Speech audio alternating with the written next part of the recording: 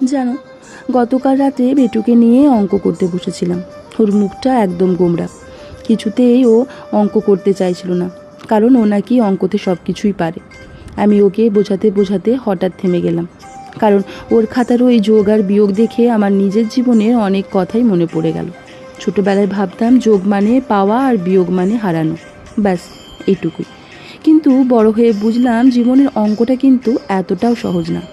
জীবনে কিছু মানুষ আসে যারা ভালোবাসা, ভরসা, স্বপ্ন যোগ করে, আবার কিছু মানুষ সব কিছু এলোমেলো করে দিয়ে একদিন চুপচাপ বিয়োগ হয়ে যায়। কিছু সম্পর্ক কমে যায়, কিছু বিশ্বাস ভেঙে যায়, কিছু ইচ্ছে আর আগের মতো থাকে না। তবু আমরা মায়েরা, মেয়েরা সব কষ্ট চেপে রেখে মুখে হাসি নিয়ে বেঁচে থাকি। গতকাল বেটুকে অঙ্ক বোঝাতে গিয়ে নিজেই আবার শিখলাম, জীবনে শুধু যোগ করলেই হয় না, বিয়োগও মেনে নিতে হয়। কারণ সব মানুষ থাকার জন্য আসে না, কিছু মানুষ শুধু একটা শিক্ষা দিয়ে চলে যায়। খাতার অঙ্ক ভুল হলে কেটে আবার করা যায়,